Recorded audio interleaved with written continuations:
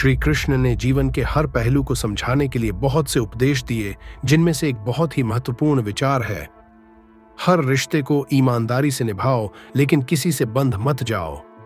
इसका अर्थ है कि हमें अपने जीवन में सभी रिश्तों को सच्चाई और निष्ठा के साथ निभाना चाहिए, लेकिन किसी भी रिश्ते में इस हद तक नहीं उलझ जाना चाहिए कि वह हमारी स्वतंत्रता और निर्णय लेने की क्षमता को प्रभावित करने लगे। अब सवाल यह है कि श्री कृष्ण ने ऐसा क्यों कहा? इसका उत्तर हमें उनके जीवन और भगवद गीता के संदेशों में मिलता है। यह विचार जीवन के संतुलन, स्वतंत्रता और कर्तव्य के सही निर्वहन को दर्शाता है। इसे आसान भाषा में समझने के लिए हम इसे कुछ हिस्सों में बांटकर देखेंगे। रिश्ते हमारे जीवन का एक अहम हिस्सा होते हैं। माता पिता, भाई बहन, दोस्त, जीवन साथी, ये सभी हमारे जीवन में एक विशेष स्थान रखते हैं। लेकिन इन सभी रिश्तों में सबसे जरूरी चीज होती है ईमानदारी। जब हम अपने रिश्तों में सच्चाई रखते हैं तो वे लंबे समय तक टिकते हैं। अगर रिश्तों में झूठ, धोखा या स्वार्थ आ जाए तो वे कमजोर हो जाते हैं। श्री कृष्ण ने भी अपने सभी रिश्तों में पूरी ईमानदारी रखी, चाहे वह अर्जुन के साथ मित्रता हो या सुदामा के साथ प्रेम। अगर हम रिश्तों में ईमानदारी रखते हैं तो लोग हम पर भरोसा करते हैं। श्री कृष्ण ने कभी किसी से झूठ नहीं बोला, न ही किसी को धोखा दिया। उन्होंने अपने मित्रों के साथ प्रेम और विश्वास का रिश्ता रखा, इसलिए लोग उनसे जुड़ते गए। अब इस विचार का दूसरा भाग समझते हैं, किसी से बंध मत जाओ।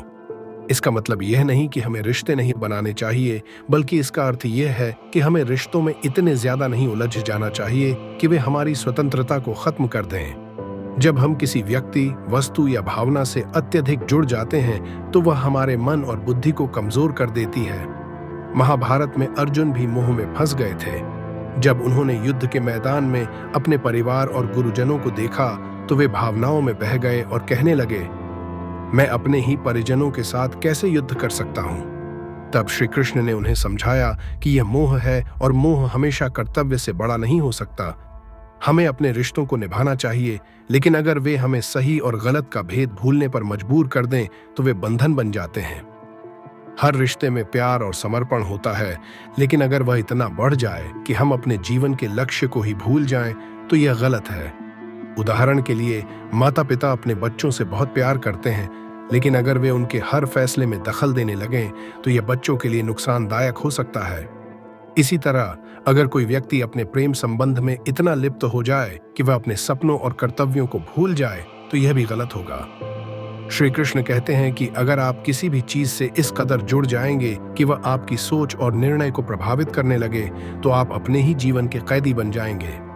कई लोग रिश्तों में इतना बंध जाते हैं कि वे खुद को भूल जाते हैं। वे अपने फैसले लेने की क्षमता खो देते हैं और हर चीज के लिए दूसरों पर निर्भर हो जाते हैं। ये जीवन के विकास के लिए सही नहीं है।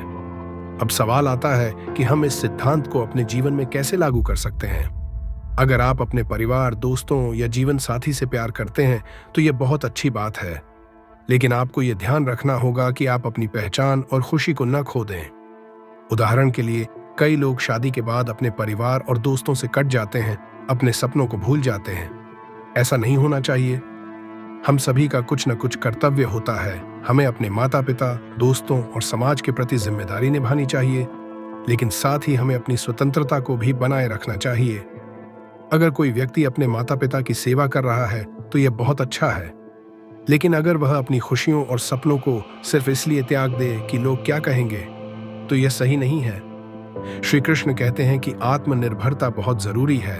अगर आप किसी भी रिश्ते में इस कदर फंस जाएंगे कि आप खुद कुछ करने लायक न रहें तो वह सही नहीं होगा। उदाहरण के लिए, अगर कोई महिला अपने पति पर पूरी तरह निर्भर हो जाए और अपना आत्मसम्मान खो दे तो यह उसके लिए अच्छा नहीं है। इसी तरह अगर कोई व्यक्ति अपने दोस्तों के बिना अकेला महसूस करने लगे तो उसे आत्मनिर्भर बनने की जरूरत है। श्री कृष्ण का जीवन स्वयं इस विचार का सबसे बड़ा उदाहरण है। उन्होंने हर रिश्ते को निभाया, लेकिन कभी किसी एक चीज में इतने नहीं उलझे कि वह उनके कर्तव्य में बाधा बने। राधा और कृष्ण का प्रेम बहुत गहरा था, लेकिन फिर भी श्री कृष्ण ने उनसे विवाह नहीं किया। इसका कारण यह था कि वे अपने जीवन के उद्देश्य को जानते थे। वे समझते थे कि उनका धर्म और कर्तव्य अधिक महत्वपूर्ण है।